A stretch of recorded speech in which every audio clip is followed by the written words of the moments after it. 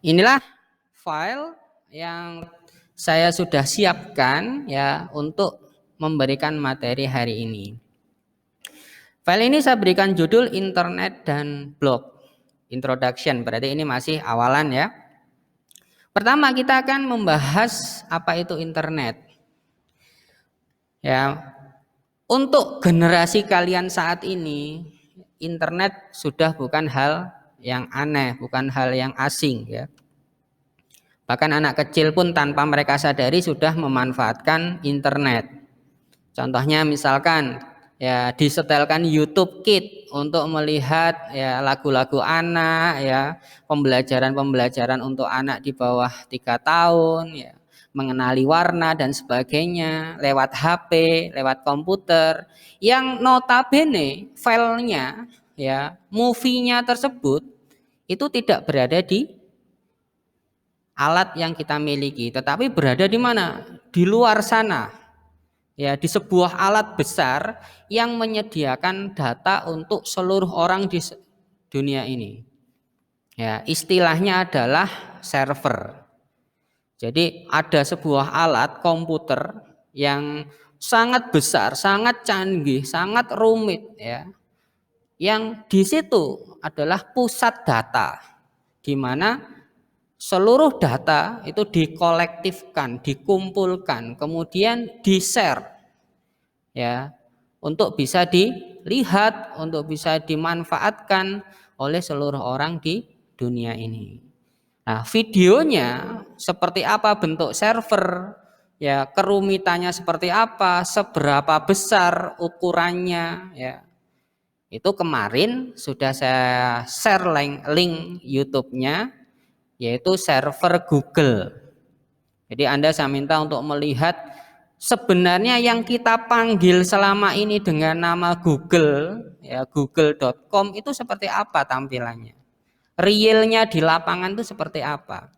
Ternyata kalau Anda mau lihat movie kemarin yang saya share itu, yang namanya Google itu besarnya satu bukit, berhektar-hektar itu. Yang di dalamnya ada gedung yang besar juga, kemudian ada sistem ya, sistem apa namanya pendingin yang juga tidak kecil, sangat besar, pipanya besar-besar. Untuk apa? Untuk mendinginkan jalannya mesin ya, yang ukurannya juga tidak kecil. Di mana mesin itu fungsi utamanya adalah untuk menyimpan data-data. Makanya disebut dengan server data atau pusat data. Server itu bahasa Inggris, bahasa Indonesianya berarti pelayan yang melayani. Data berarti data. Berarti ada alat yang sifatnya adalah untuk menyediakan dan melayani kebutuhan data. Ya. Kalau Anda mau cari lagi lebih dalam, ya, ada server yang lain. Anda bermain YouTube, melihat YouTube. YouTube itu datanya disimpan di mana? Bentuknya nyimpan seperti apa? Maka Anda akan sangat kaget. Ternyata sebesar itu gitu. Ya, YouTuber seluruh dunia yang katanya kaya raya lewat YouTube itu menyimpan hasil karya mereka itu di sana. Ya. Yang katanya sehari itu penghasilannya bisa ratusan juta dari film atau vlog atau apapun yang mereka buat, itu ternyata hasilnya disimpan di server YouTube. Bentuknya seperti apa bisa kalian lihat. Yang senang Facebookan, ya bentuk servernya juga tidak jauh beda. Yang senang IG, bentuk servernya juga tidak jauh beda. Yang senang dengan Twitter dan seterusnya itu servernya juga tidak jauh beda. Intinya ada sebuah superkomputer ya yang nantinya gunakan untuk menyimpan data bersama. Nah, setelah data itu berhasil disimpan, kemudian data itu pengen digunakan oleh sembarang orang yang posisinya tidak berdekatan, ya bisa jaraknya cukup dekat, bisa jaraknya menengah, bisa jaraknya jauh sekali, bisa jaraknya antar pulau, bisa jaraknya antar negara, antar benua. Itu menggunakan cara apa untuk bisa berkomunikasi? Ya, untuk bisa mengambil data ke server tadi. Maka mereka menggunakan sebuah aturan ya yang berlaku di dalam sebuah sistem jaringan komputer. Nah, sistem jaringan komputer yang saling terhubung secara global, global itu berarti luas sekali, menyeluruh ya, menggunakan paket-paket protokol internet. Protokol itu aturan. Jadi saat berkomunikasi itu tidak sembarangan, tetapi ada aturan-aturannya. Contohnya misalkan Anda beli HP gitu. Setelah HP Anda beli, Anda tidak belikan kartu. Anda nyalakan tidak dibelikan kartu sama sekali. Apakah bisa internetan? Oh bisa Pak, pakai wifi. Lah pada saat pakai wifi, kemudian Anda coba connect ke wifi tapi tidak ngerti passwordnya. Apakah bisa connect? Jelas tidak bisa. Berarti untuk bisa berkomunikasi ya lewat internet, jalur internet, itu pastinya ada aturan-aturan. Ya, ada aturan-aturan yang harus dipenuhi. Loh, wifi-nya Pak tidak pakai password, langsung connect bisa. Apakah Anda menjamin bahwa saat Anda connect itu prosesnya sesimpel itu? Ya, tidak sesimpel itu. Di dunia mesin prosesnya tidak sesimpel itu. Ya, mungkin kita tinggal nekan tombol connect gitu, pilih wifi gitu. Nyala wifi-nya, nyambung, selesai. Itu menurut kita, tapi menurut mesin harus memproses ini syaratnya terpenuhi atau tidak, baru mereka akan nyoba connect keluar menggunakan satelit, satelitnya nerima nanti memancarkan kemana. Berarti itu sebuah proses yang sangat kompleks. Nah, proses ini menggunakan aturan yang disebut dengan TCP. Ya, TCP. Kemudian alamatnya itu disebut dengan IP. IP itu berarti Internet Protokol, kepanjangannya seperti itu ya. Nah, untuk menghubungkan perangkat di seluruh dunia. Jadi kalau saat ini kita bisa komunikasi secara online seperti ini hasil atau manfaat adanya jaringan internet. Seperti itu ya. Jadi kalau Anda lihat gambar ini, seolah-olah komunikasi kita itu memanfaatkan apa? Memanfaatkan media angin ya. Jadi saya di sini, kalian di mana? Ya, sambung menyambung seperti itu. Ya, awalnya mungkin dengan kabel ke kabel, kabel ke kabel, tapi saat jangkauannya sudah tidak bisa dipenuhi dengan kabel, pastinya akan menggunakan cara nirkabel. Cara nirkabel itu berarti cara berkomunikasi tanpa kabel. Salah satunya itu menggunakan jalur satelit. Ya, tembak-tembakan gelombang seperti itu ya. Akhirnya bisa nyambung antar alat satu dengan alat yang lain. Seperti itu. Kemudian fungsi dan tujuan adanya internet itu apa? Ya, yang pertama memudahkan untuk mengakses informasi. Tanpa saya jelaskan, harusnya kalian sudah bisa menerka. Bedanya zaman dulu dengan zaman sekarang. Sebelum ada internet, bayangkan. Saya pengen tahu kabar saudara saya atau kabar kota lain misalkan. Saudara saya ada di kota lain. Kota lain itu sedang mengalami apa? Ya, tidak semudah sekarang tinggal buka HP, kemudian video call.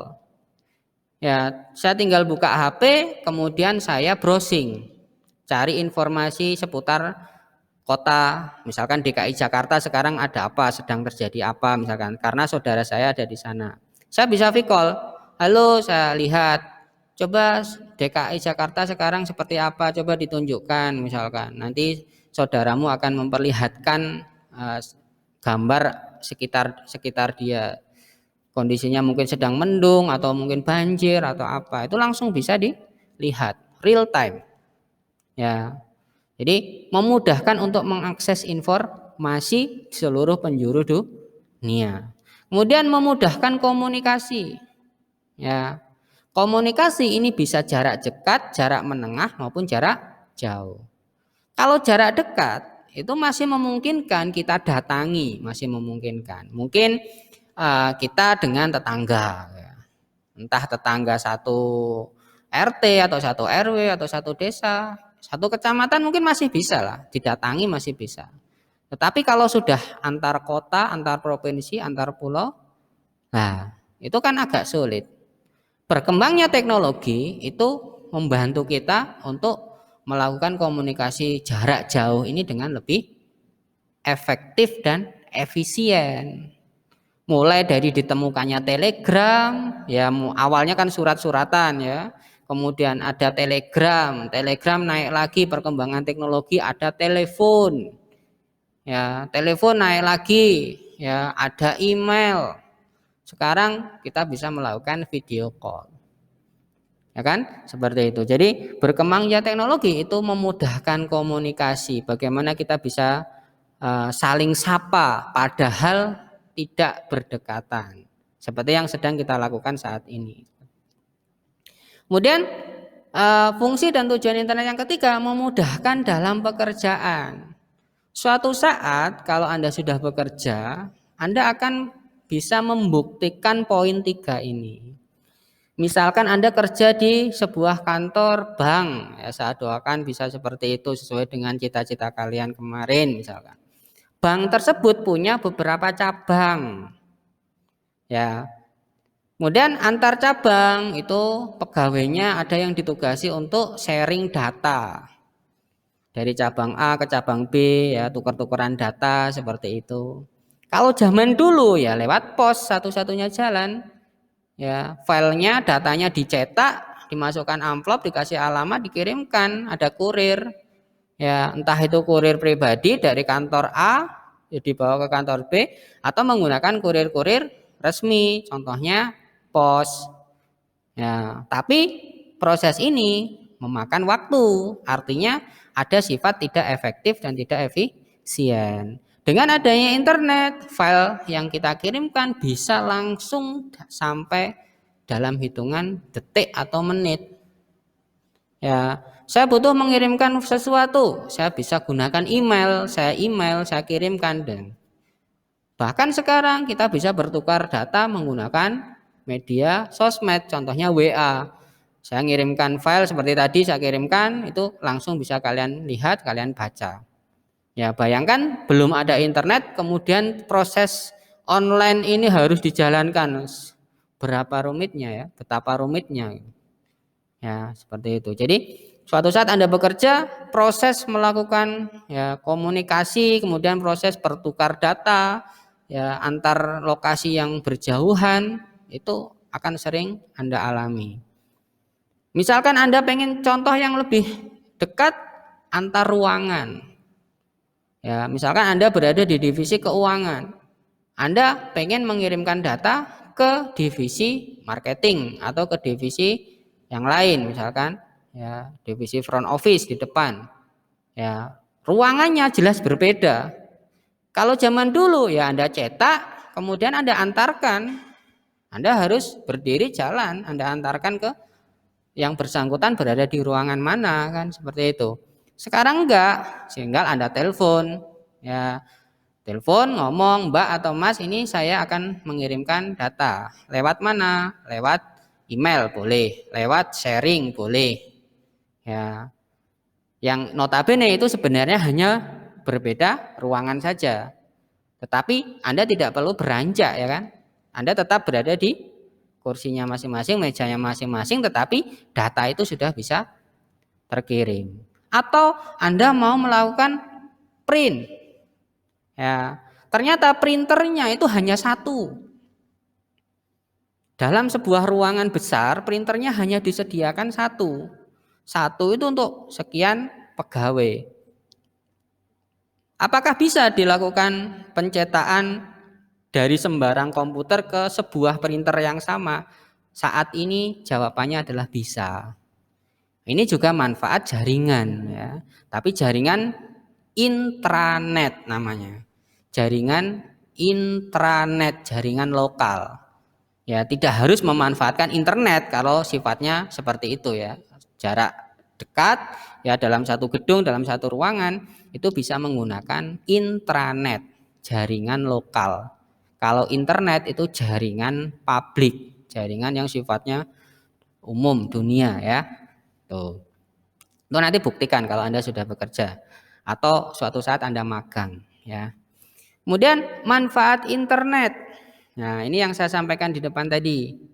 Sebisa mungkin Anda kalau sudah ngerti internet, jangan hanya ya, sebagai pengguna biasa ya. Anda browsing, apakah dapat manfaat? Ya dapat informasi. Tapi apakah bisa manfaat itu dinaikkan derajatnya? Misalkan manfaat finansial. Artinya ada pemasukan ke kalian dari internet. Nah, kalau bisa itu berarti Anda sudah bisa menggunakan internet untuk bisnis. Ya, Anda bisa memasarkan dengan cepat produk, kemudian produk itu bisa dilihat oleh sembarang orang, dikenal sembarang orang, yang ujung-ujungnya muncullah order. Ya, order ke kalian. Mbak atau Mas, tolong saya disiapkan produk ini, dikirimkan ke alamat ini, pembayarannya bagaimana? Misalkan seperti itu. Oh, pembayarannya transfer. Saat ini bisa pembayarannya COD, cash on delivery. Saat barangnya datang baru dibayar. Ya, misalkan seperti itu.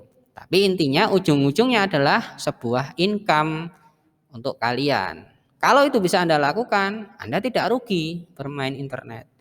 Tapi kalau tiap hari Anda main internet, ya buka ini, buka itu, browsing ini, browsing itu, sosmed ini, sosmed itu, ujung-ujungnya hanya dapat informasi tanpa ada pemasukan ya berupa ya uang dan sebagainya, pendapatan ya maksud saya, ya itu saya anggap masih rugi ya.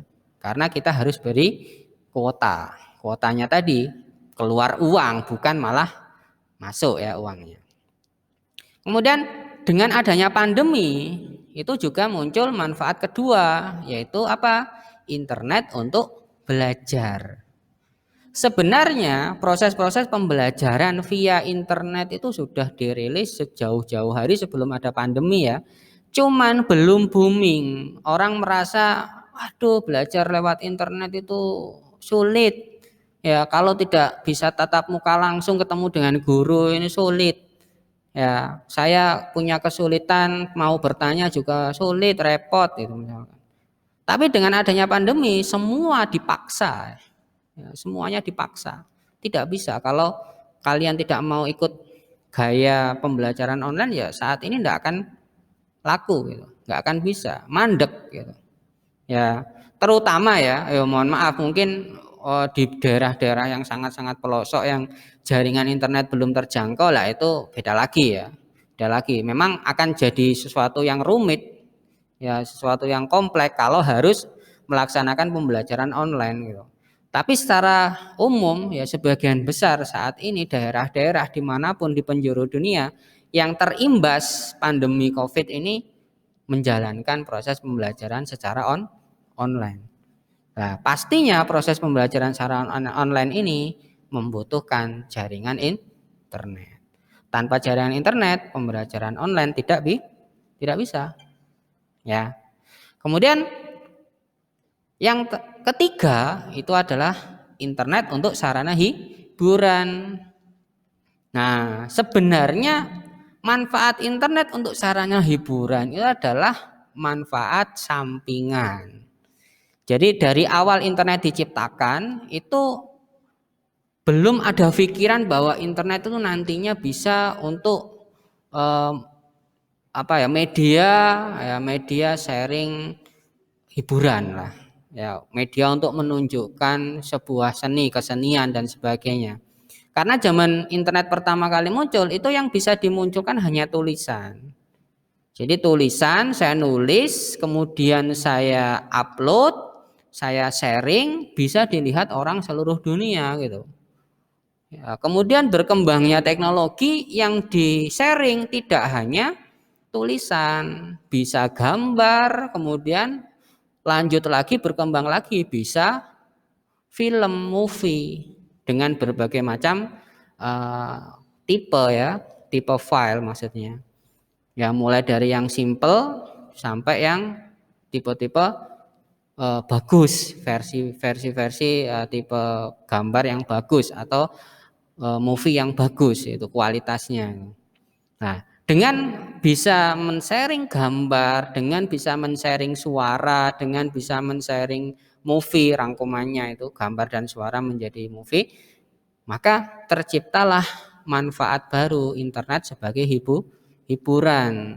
Ya, saya bisa menonton film yang saat ini sedang viral, film apa. Saya bisa menonton berita, tidak hanya membaca tetapi menonton sifatnya. Jadi ada rekaman yang di-sharing untuk saya lihat. Nah, itu adalah manfaat tambahan sebenarnya dengan adanya internet. Tapi sekarang malah berbalik ya. Internet yang utama adalah sebagai untuk diambil manfaat hiburannya. Sedangkan manfaat informasi ya dan seterusnya itu malah seolah-olah berada di level bawahnya. Ya, saat orang-orang tertentu dengan tujuan tertentu ya ingin mempelajari ilmu tertentu ya, pengetahuan tertentu baru dia akan mencari di internet data-datanya. Tapi saat ini tanpa kita mencari pun kalau kita browsing pasti yang disuguhkan pertama itu adalah hiburan. Seperti itu, entah gambar yang menarik atau apa gitu. Yang ujung-ujungnya itu sebenarnya untuk hiburan. Nah, kira-kira seperti itu.